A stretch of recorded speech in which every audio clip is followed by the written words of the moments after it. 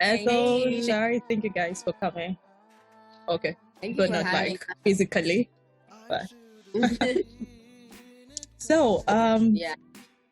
I already told you why I invited you guys, but then I wanted to share definitely with the people who don't know. I watched your YouTube channel and I admired your friendship journey. I appreciated it first because I have a best friend who I love so much, and I'm like, oh my god, I wish people could know how much I love this girl. Oh my god, I wish people would know how much I appreciate this girl. She's so good to me. She loves me. She's there for me.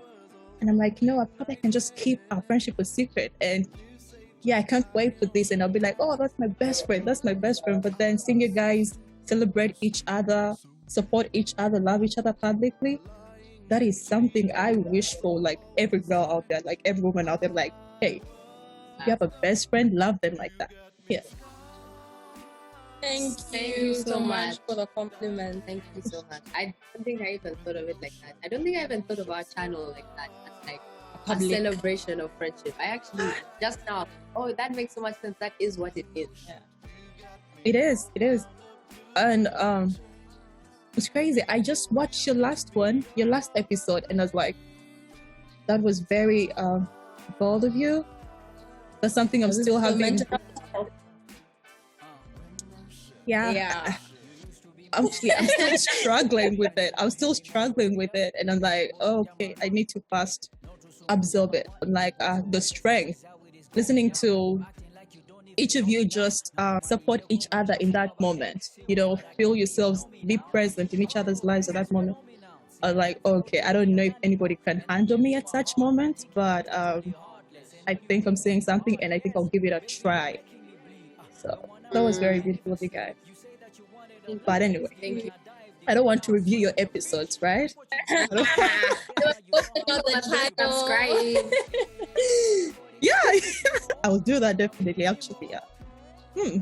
Anyway, so I know I shared the link with you, Shari, and I believe you shared it already. Well, right? Do you know what the quiz? Yeah. Yes. Yeah. Okay. So do you know what the love language means? What do you know about that? Okay, so I know there's 5 different love languages, which is, I think, words of affirmation, gifts, acts of kindness, physical quality time, and physical touch. And I think it's just like categorizing the ways in which you're most likely to receive and feel love, but also the ways in which you give it to people, which I think can differ.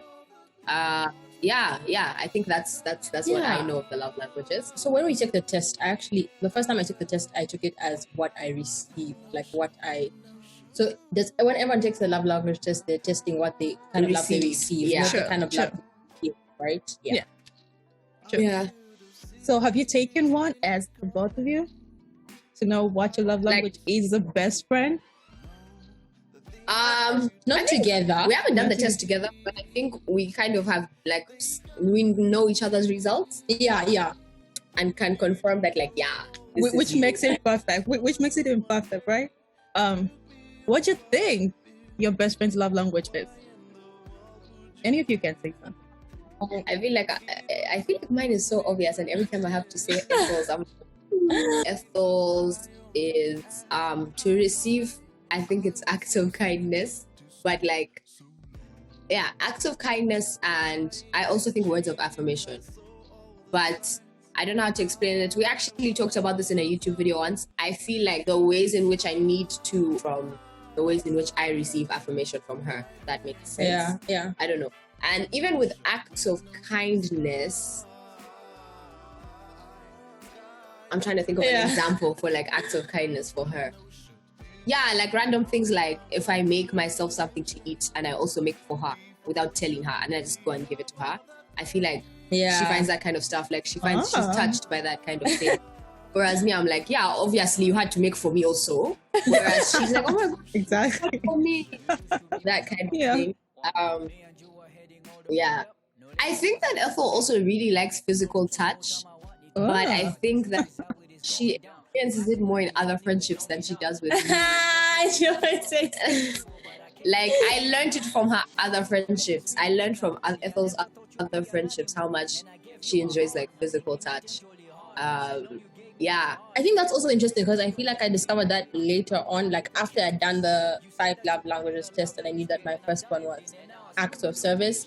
And then like later on, I realized that my physical touch might actually be higher than I thought, or maybe I had not unlocked it yet. I don't know what it was, but it definitely came like after I did my first love language test. So I felt like, yeah, the whole physical touch, I agree with you. Yeah. But I also think it's quite new to me. It's like not something I've not always been like. Actually, yeah, that's what it is. Because like even when I think about the friendship of hers where I realized she liked physical touch, it's from like her university friends, not friends like that we've both had since we were much younger. So when we were much younger, we had that way with anyone. And then we went to uni, she went somewhere else, but I saw like, oh, that's a thing in her friendships. I feel like there's a lot of just physical touch.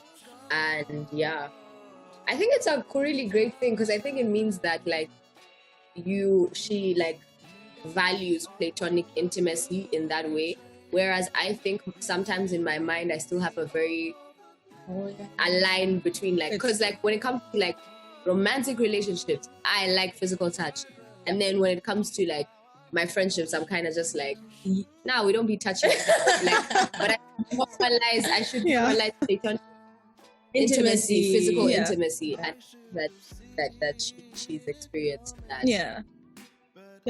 Yeah. And you mentioned that Ethel's love language for the physical touch probably later developed in university, right? Because you said her university friendship with you. So do you actually think it's very possible for love languages to keep changing? So you as a best friend need to keep, studying your best friend and be like, no, I need to keep track of the development.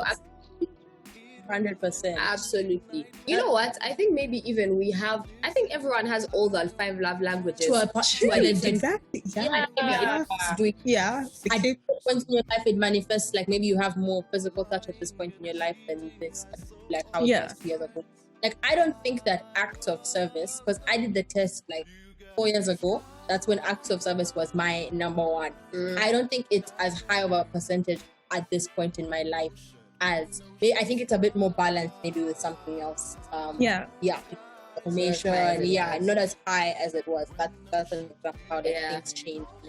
And like even just on the topic of lol, I just saw a text on Ethel's phone and that's the person I was speaking to. When I was like, she likes physical touch. Her and this person, they could cuddle for life. But think of what love is, just love. Love is wholesome. Like love is so many things that make one thing. So when you come to love languages, I can't say that you like gifts and that's all I'm gonna give you. Because then that's not a full love. That's true. Like even the way someone likes to give love might not be how you like to receive love, but because you love that person so much, when they give it to you, you still feel it because you know that this means they're showing love. Like it's genuine. My mom loves to gift people. My mom loves to gift people. I might not like gifts as much as she does, but when she gives me a gift, I know exactly what she's saying. No, that is true. That is true. So let me ask. So when did you exactly figure out each other's love language? For me, I realized it when I knew that we had different love languages. So when we started, like when our friendship, I guess we got really close in high school, and it came like when you'd spend time together, I realized that Shari's love language was quality time because she felt full after quality time. Like she felt loved after quality time. Her love meter was full, like it was charged up and she was ready to go. And it's not that like it just didn't fill me in the same way. Like after that I was like, okay, that was cool. And also I didn't have to do this often. So like for me, I don't have to see her as much as she wants to see me or she wants to spend time with me, if that makes sense. Like I'm good with like When did I realize what Ethel's love languages are?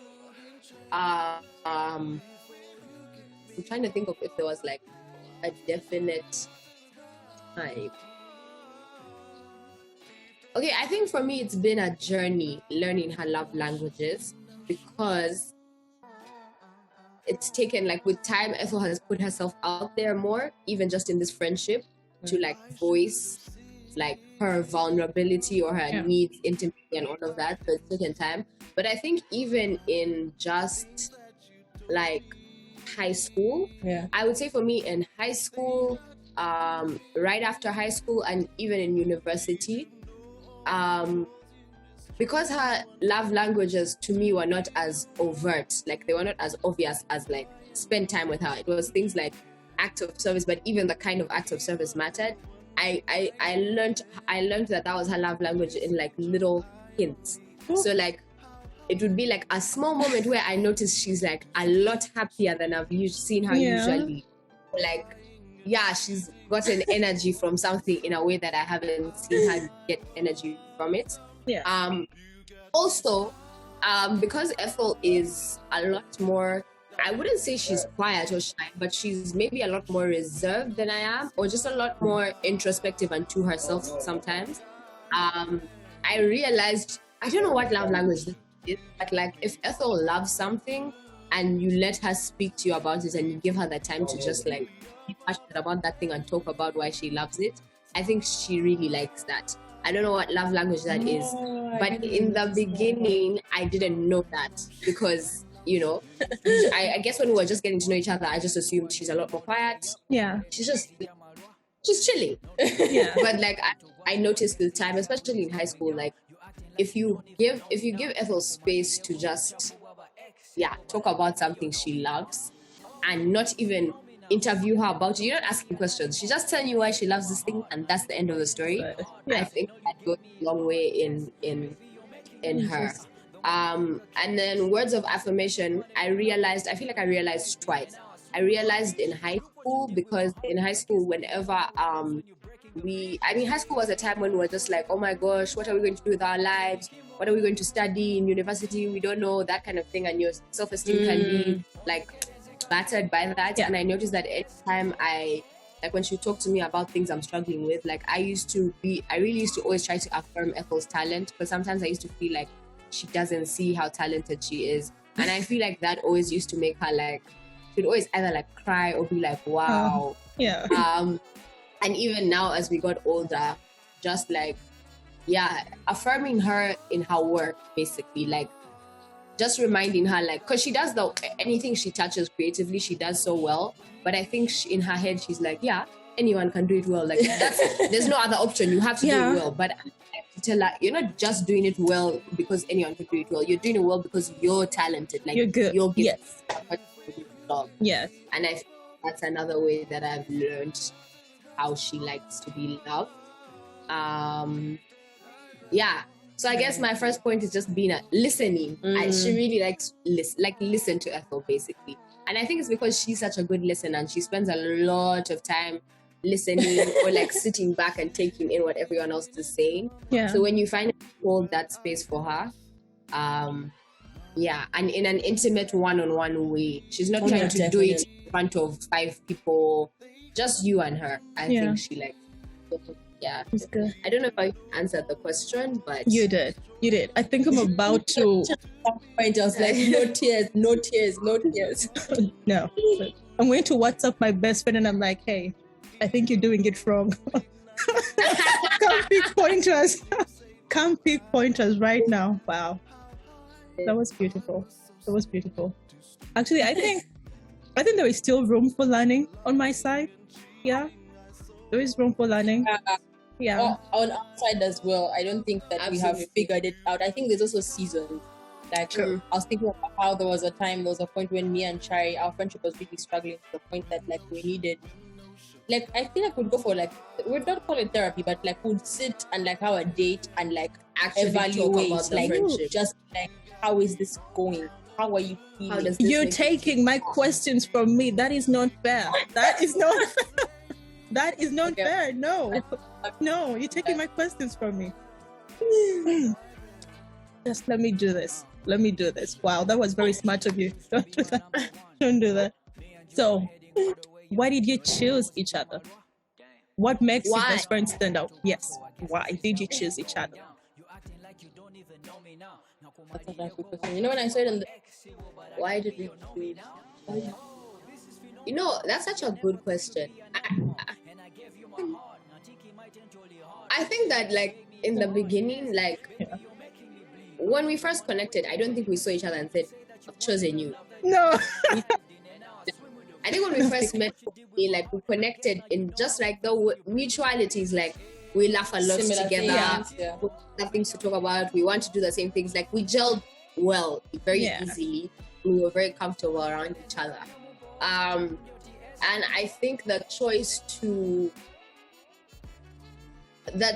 choosing each other for me came out of, it's like for me the world kept doing this to us, like it kept pushing us together, and then from each other just like sense. I don't know if I'm it's like we had a dynamic, like for example in school we had a dynamic where it was like we slept at each other's houses so much, our parents knew each other. Like if Ethel's mom is, I don't know, finding out about something, she'll find out about it for me and Ethel. Yeah. If my mom is planning this for me, she'll do it for both. Like, so our families kind of became intertwined. Like, even with going to school, it was a thing of like, there was so much togetherness in we planned our lives. And it was just us two. Like, it was, I think it was easier. That's when I think it allowed me, or gave me room to be like, to choose you. Yeah. Because it was, and I think that's how I connect with people, as she's mentioned, like the whole thing of, I like one-on-one interactions. I think I connect on a one-on-one. It was very conducive. Yeah, exactly. So I think our environment gave me that opportunity to like connect with Shari, because I don't think our friendship would have flourished as much if we were in a bigger space. Because Shari is such a people person and she's like everyone's friend basically. So I don't think we would have connected in the ways that that's so weird. I feel very differently about that, because I feel like the reason that Ethel is my best friend and why this is such a strong connection is that I'm such a people person, but she's still my one. Like even if we are in our room and all these other people are also people like they also like people and we're all talking, but Ethel's just the girl in the corner. That's who I was always attracted to. She has your attention. Exactly. Genuinely, that's who I wanted to connect with. Like, that's if what she said, I would have been somewhere else right now, because I'm a people person. Like, I could have chosen so many other supposedly also loud people person, whatever. But like, I still, like, she didn't have to do anything for me to want to connect with her. The was magic just happened. Yeah. It happened. I think also, like, this is like, I might be now getting too like emotional and stuff, but like genuinely, even when I think about like romantic relationships, I think I learned how to even be in a romantic relationship from my friendship with Ethel. And like just thinking about how you're like, how did you choose each other? I'm genuinely like, I think I literally just fell in love with this human being and then made a decision to be intentional about that feeling, because we were good friends, and then with time you just start to realize, like, it's small things, like you just start to realize like, I know that Ethel's favorite splash is orange, so that's the one I'm going to pack to school. Sure. Or like I'm just like, you just start to want to see a person happy. Like for me, that's what happened to me when I started wanting her happiness, like as much as your own. Yes. As my own. I think, I don't know if I called it love yet or if I knew that was love, but that's when it started, wanting her well-being and happiness as much as my own, and then deciding to be intentional about it and for it to continue, basically. Or to be that. Yeah. Lucky you guys. How my friendship, let me tell you how my relationship with my best friend developed. It was a different situation. I think we became friends. It was high school, right? Then there is that period where you get broke, like seriously broke, and you have nothing. And this is when I got to interact with her one-on-one. And, we're just there all studying together in class. We're like, man, we're broke. When is visitation day? And we just look at each other and just, the next time they visit us, we need to budget. We need to do this. We need to do this. And and our relationship just kept, being built like that. And beyond that, also, we're getting in trouble together. And the other thing was that my best friend had asthma. And she was always, she had to sweep class. Okay, we all had to sweep class. But then because of the asthma, she couldn't sweep, right? But then the teachers wouldn't care at all. So I didn't like attend. Exactly. I didn't like attending morning parade, right? I didn't like it. So I was like, hey, let's do this. Let's do this. I sweep the class for you.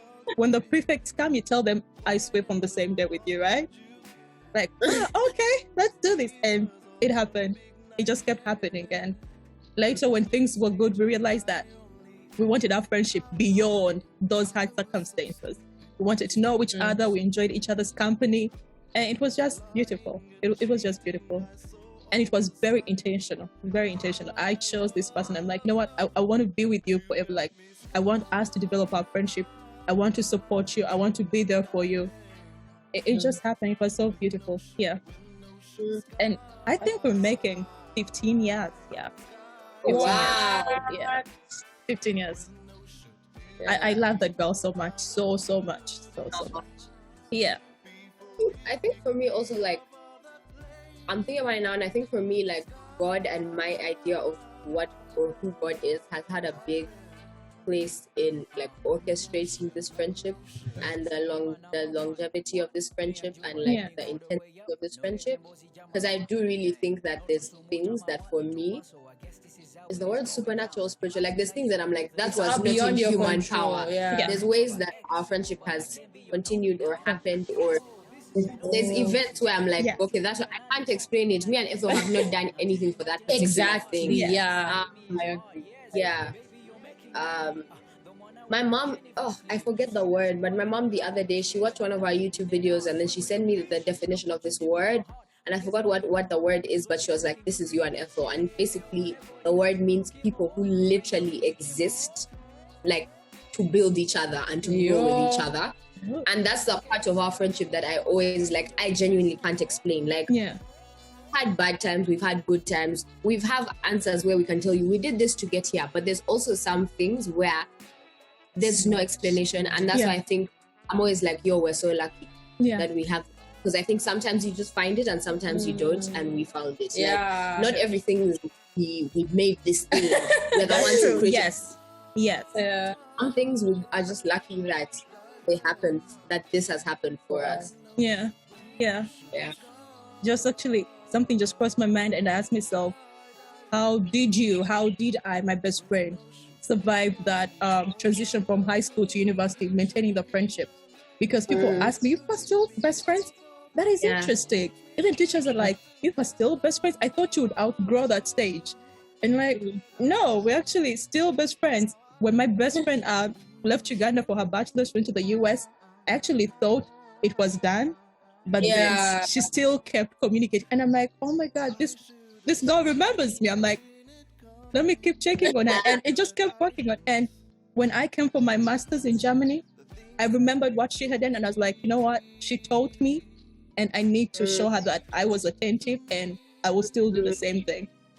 And I think we should celebrate our anniversary sometime. Let me tell her. Right? I don't know why you're interviewing us. I think you should have interviewed you and your best friend. Why should have been like, I think she should have been part of this because, wow. That sounds so precious. So precious. She's a very shy girl, very, very shy person, and she would be laughing the entire time. But then I'm actually feeling guilty. Wow. We can always do another one. Yeah, exactly. Yeah, that's true. Definitely. We have to have it. We have to. Wow, I'm feeling very guilty right now. Shame on me. This part will be cut out. No, will be cut out. So, how do you guys hold each other accountable? Because, by the way, I'm asking that question because, most times we're like, do you guys ever have a disagreement? You guys are so close. Do you ever argue? How do you handle it? Like, do you ever spend a week or a month without talking? But then, I don't know that there are times in friendships when certain times it becomes tense and, there is that tension. But then how do you go beyond that? How do you hold each other accountable? Probably Shari said something and you disagreed with it, but then would you disagree with her in public or would you even pull her aside and be like, hey, I think you said something wrong and I didn't like it? Something like that. How would you guys do that?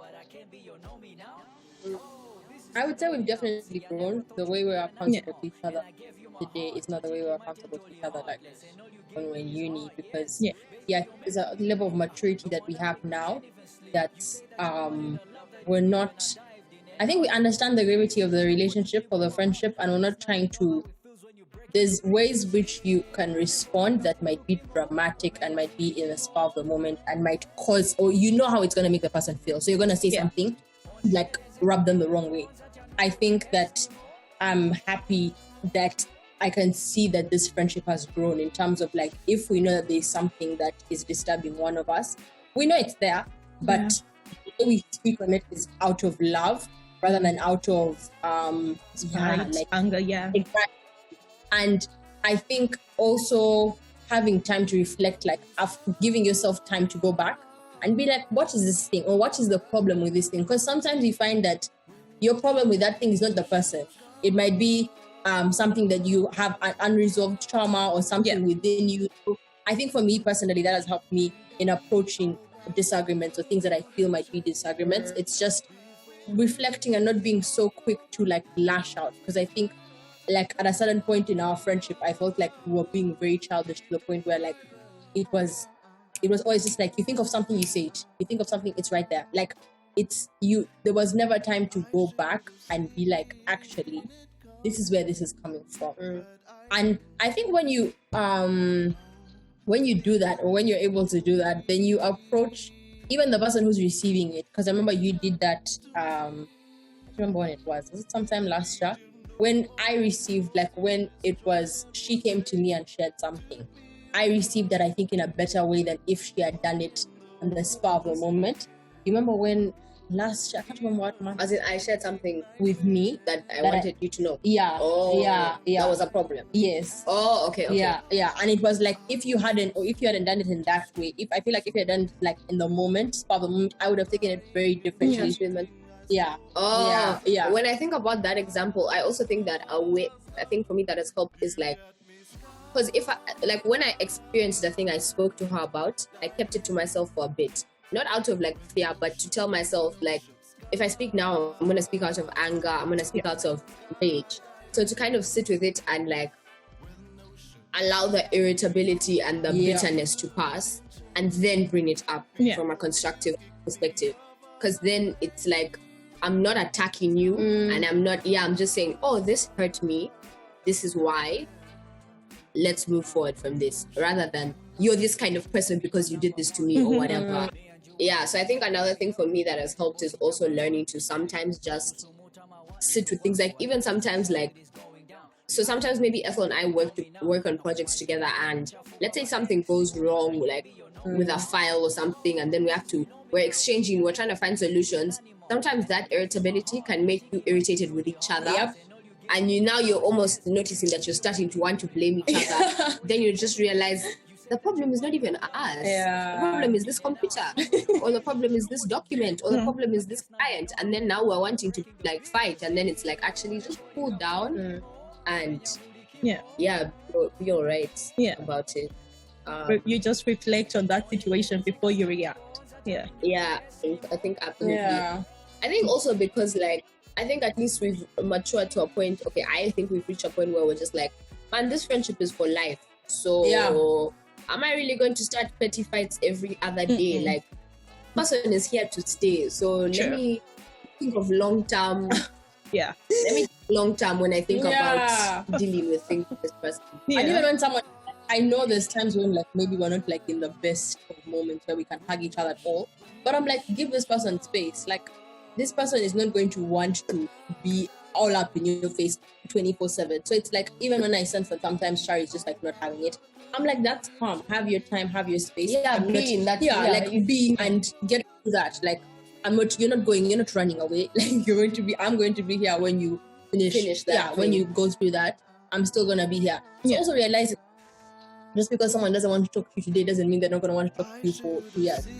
Yeah, and being comfortable in that, and also being confident that that's that is